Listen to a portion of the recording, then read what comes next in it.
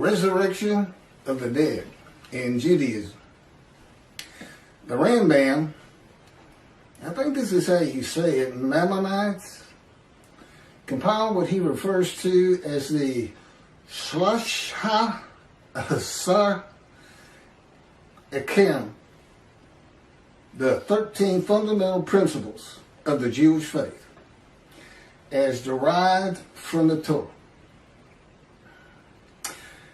Rambam refers to these 13 principles of faith as the fundamental truths of our religion and its very foundations. Number 13 of the 13 fundamental principles is the belief in the resurrection of the dead, which is a real, even from the Christian standpoint, Jesus rose from the dead, and Jesus, his good friend Lazarus, he'd been dead 4 days. He raised him from the dead, which led to the shortest verse in the New Testament, in the Gospels. Jesus wept. That's all. One verse. Jesus wept. And he did after raising Lazarus because people still didn't believe who he was. I thought that was an interesting tidbit.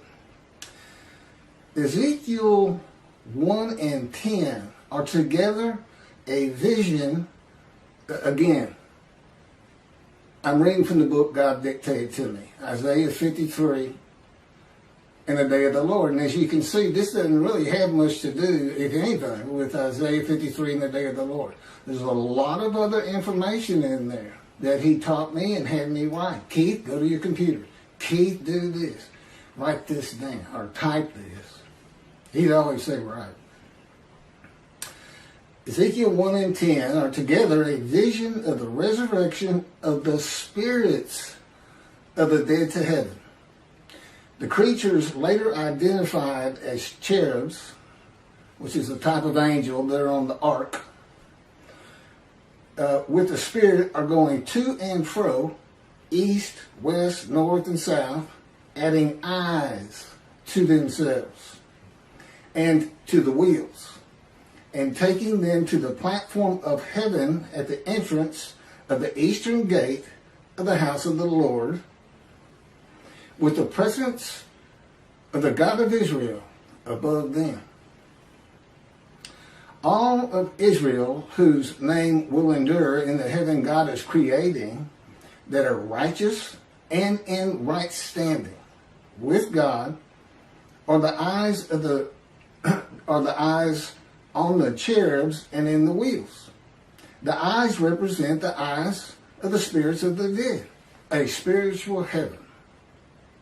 Now, back in antiquity and even into the Middle Ages, that wasn't a great thought, so to speak, because everybody feared the God. I mean, they felt like everything that bad that happened to anybody was because God was angry. Just angry. And they had no knowledge of science or medicine. And yet they missed their loved ones so much.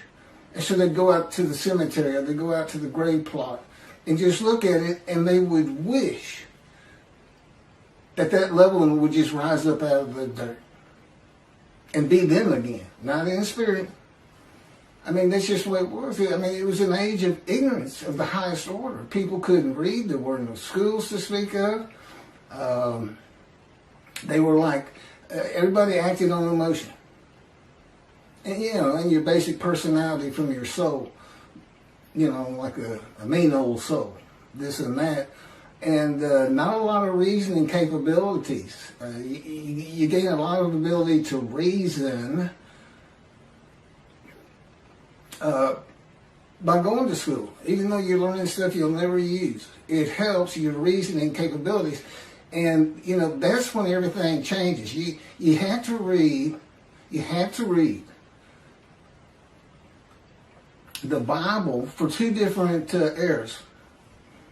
There's antiquity in the Middle Ages, and then we had the age of reasoning, the age of medicine. This is all called the Common Era. Science. literature, everything.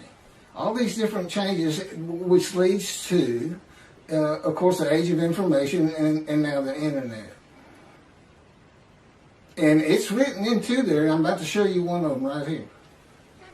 So, I don't know how this was interpreted by Rambam, but he's talking about the resurrection of the dead based on Ezekiel 37.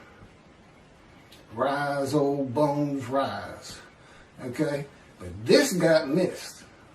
And that's why there might be fundamental principles that, as you're going to see as I go on, and God again dictated this to me. Some things that are part of your religion that come from antiquity and the Middle Ages have to be reassessed. Judaism is supposed to be a very rational, logical, intellectual religion. But boy, a few things got dropped along the way, and my pointing them out is a proof of who I am. I am God's righteous servant. And I handle everything that his other three righteous servants, Moses, righteous and a servant. David, righteous and a servant. Elijah, righteous and a servant. And yet we only have a description of one man for this day. The righteous servant of God. So, effectively, I am the righteous servant of God. His servant David, a shepherd. Again, Rambam. 2 chapters on King Moshe. And he's just making it up. Just making it up as he goes, just like he did the Messianic era. Can't back any of it up. A shepherd. Elijah and the prophet like Moses. And this is the prophet like Moses. Moses did 2 things. He led the Exodus and he wrote the Torah. God dictated it to him. Okay, well, the Jews aren't in bondage. I don't need to do that as the prophet like Moses. So what's left? Write this down. That's the prophet like Moses. And I have all the knowledge that Elijah would have. Elijah. What's so special? The only man in the Hebrew Bible to be specifically taken to heaven. And then he returns in the day of the Lord. Clearly it's not going to be that Elijah. There's nothing about heaven that I need to know to answer questions that I don't know. I've been taught it. And I envision lots of visions early in my 13 years, first 7 years. Not so much lately, except for pictures that they put into my mind when we're talking. God likes you to see what he's talking about. So I'm you don't have to go into a trance or anything for those. I just send pictures into my mind. It's a wonderful thing. Excuse me. But anyway, okay, that's some backdrop. Let's carry on here.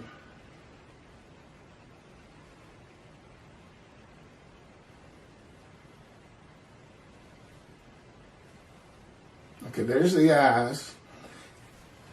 Okay, a spiritual heaven. That's where I left off. And this is Isaiah 65, verse 17 through 18. For behold, I am creating a new heaven and a new earth. The former things shall not be remembered. And I know why that is and how it occurs. They shall never come to mind. Be glad then and rejoice forever in what I am creating. For I shall create Jerusalem as a joy and her people as a delight. And this is Isaiah 66, verse 22.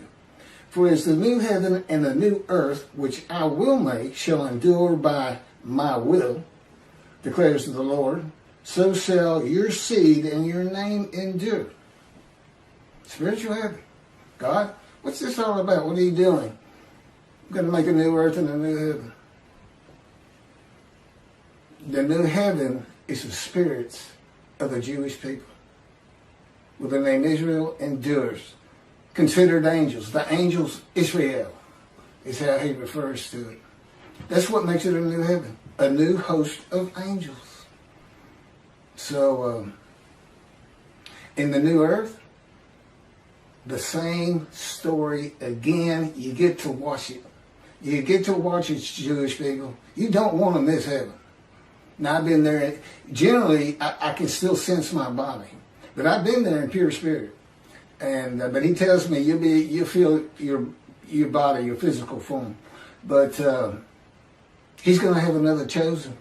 He's going to basically just run the story again. And you get to see how it really all played out from the get-go. And of course, time means nothing to you. You don't want to miss it. And that's my proof of an Elijah. I just showed you the prophet like Moses. There's my Elijah.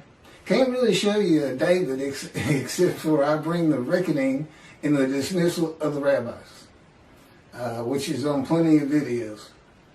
God has, I am the reckoning and I am the wrath on Christianity.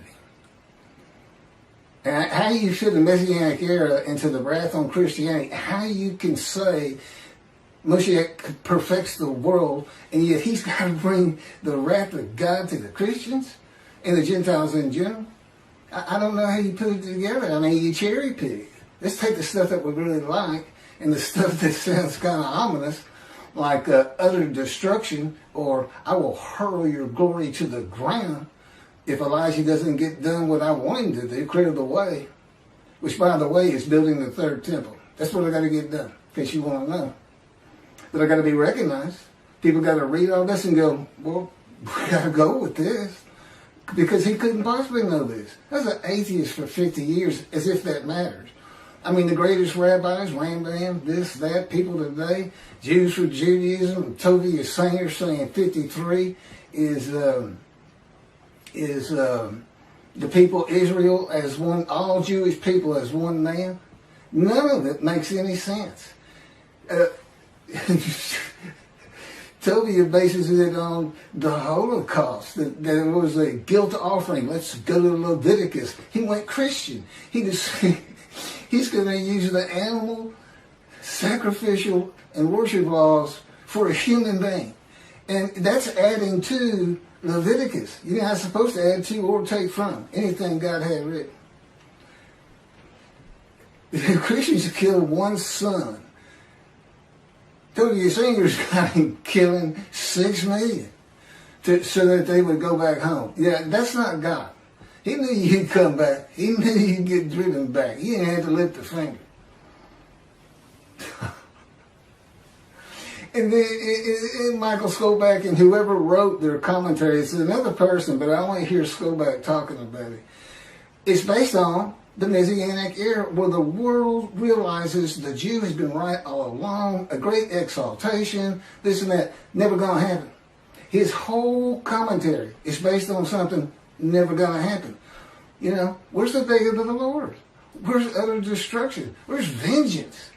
And where's God's representation? Where's his Moses?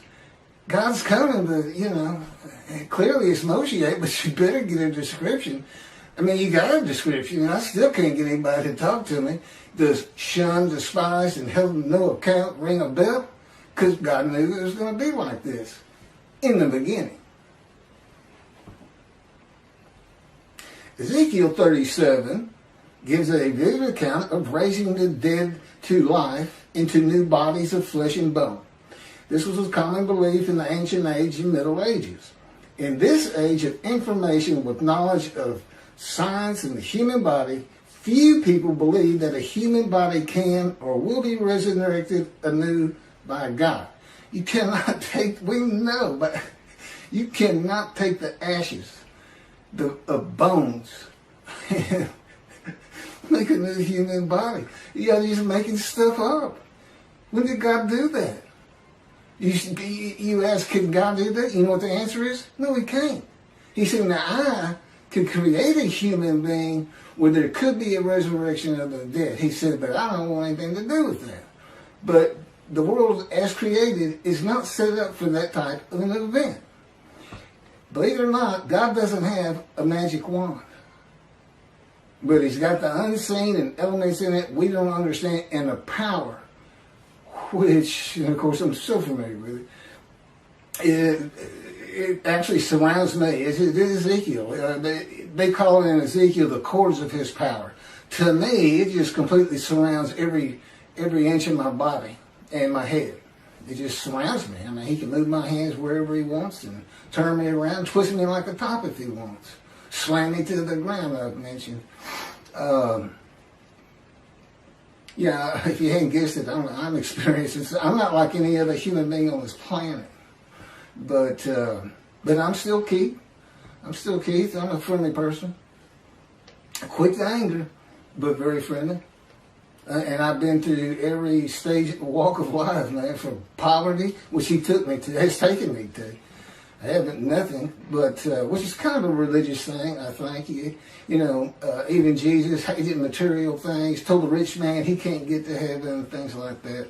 That's just part of it. And another thing that this fire refinement, all these punishment words, maltreatment, makes you humble. More so to him. Moses starts out this firebrand that killed a man that made him angry. And at the end of his life, it is said Moses was the most humble man on earth. Now, I don't know how you measure something like that, but I can tell you I'm more humble to God than anyone on earth because I literally fear him. Because I know the kind of pain he can put me through. And most people don't really have that knowledge. I fear God.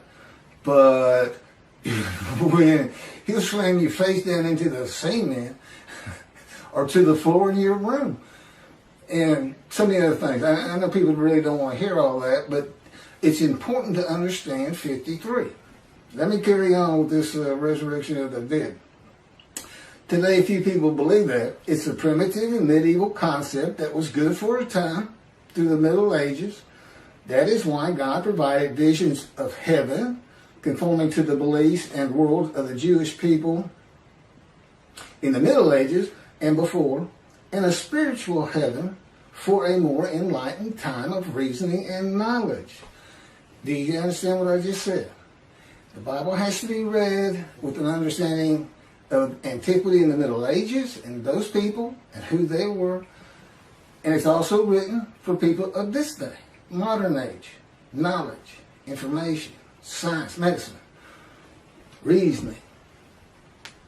You can't just say, our sages say. Well, do you agree with it? That's the next question. You're not going to agree with the 13th principle when I get done.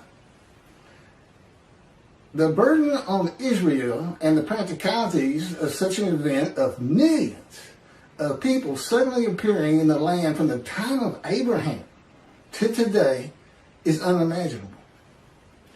You got 6 million from the Holocaust alone. Many would be illiterate and savage, and few would be trained to work in this society. This would include the Israelites for 400 years as slaves in Egypt. What are you going to do with those people? Run. God says run. This is what you're going to do. They just scare you to death. All would have to be housed and fed and educated. Illiterate and savage. It'd be a prophecy that destroys the government of the state of Israel. I don't even know if you could fit them all in. From the Israelites in Egypt to the Holocaust, since the Holocaust. I know it's millions. I just wonder if you could start hitting 1 billion. I don't know. It's a ridiculous concept. And when I sit there and I watch and I listen and I hear rabbis do this, I understand why God dismissed them. Basically, you're going to have to get all this straight. If you want to remove yourself from dismissal, rabbis, and enter the scroll of remembrance of Malachi 3, which is what takes you to heaven, if you want to remove that, you better go read these books. It's just 2 of them. One of them is my life, the life of God's righteous servant, Isaiah 53, and that's to show how I fit the verses. That's what it's all about. And then that's the first 7 chapters. There's 14 or 15. And then God speaks to me. And from that point, it's all about him and me. It's pretty interesting. It's a pretty interesting time. And it continues. And And I guess at the end of my life or at some point, we're going to do it again for the finale until he decides that it's time for me to die. That's how I'm going to die. He's just going to make the decision like he did with Elijah.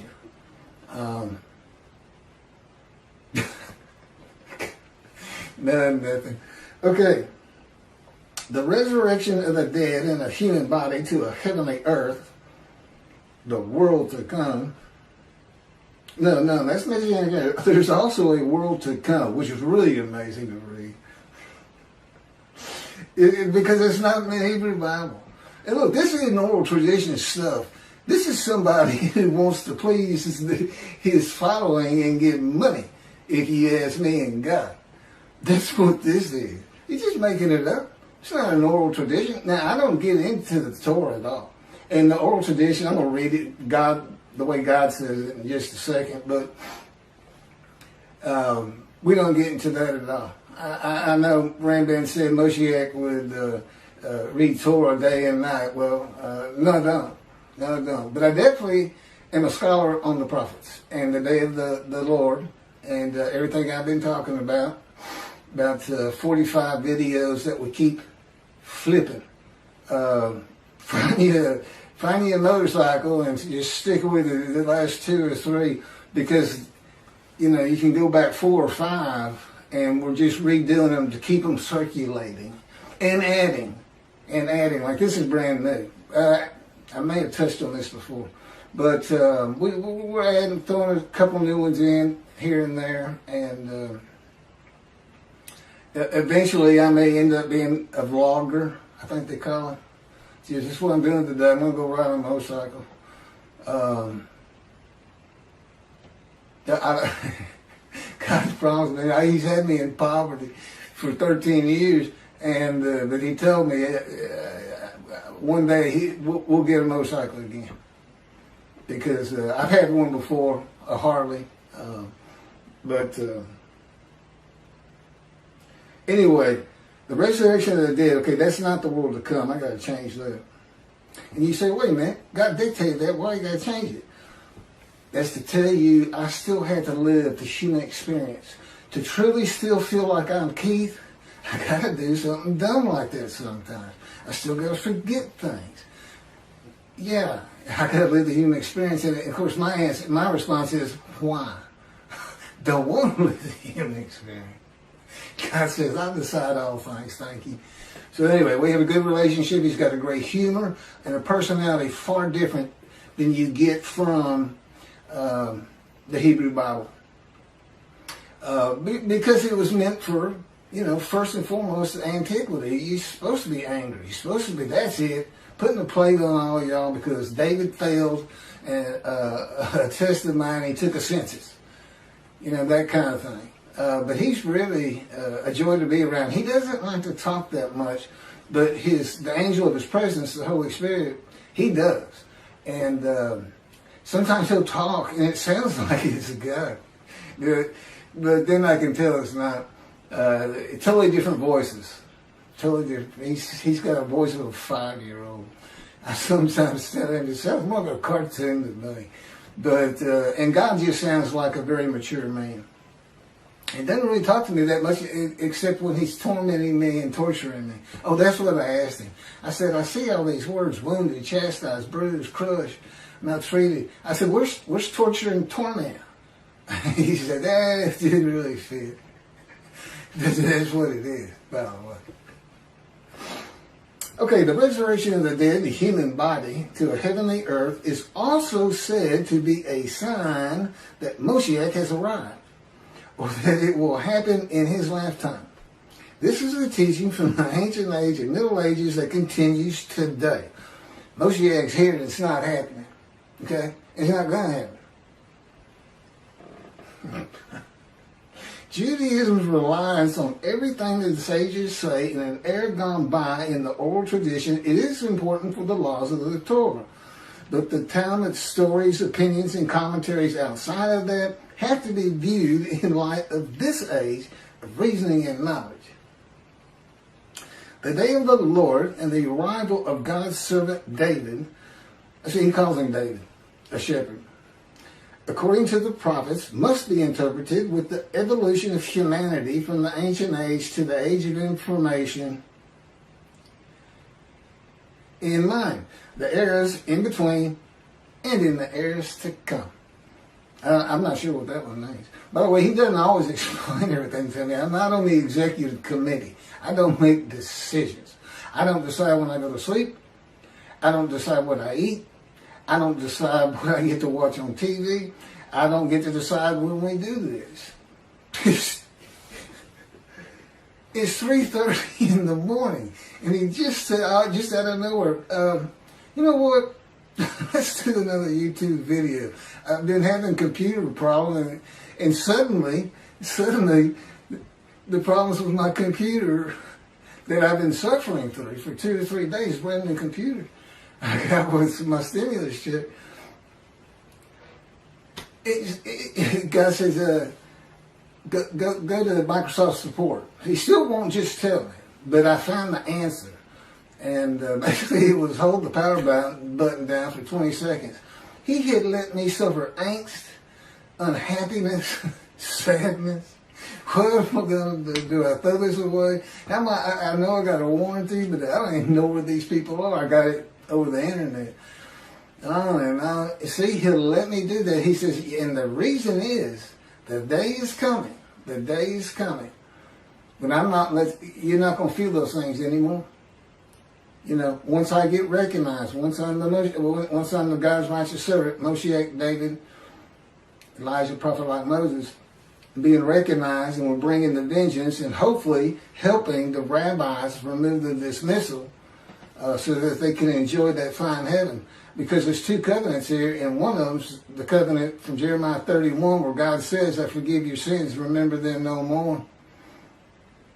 They become a holy seed to build the 3rd temple, just as he did for the Assyrian Babylon exiles. He forgave them. He said, it's not because you deserve it, it's for my name. But what did they do? They built the 2nd temple. That's what it's not really said specifically, but that's what happened.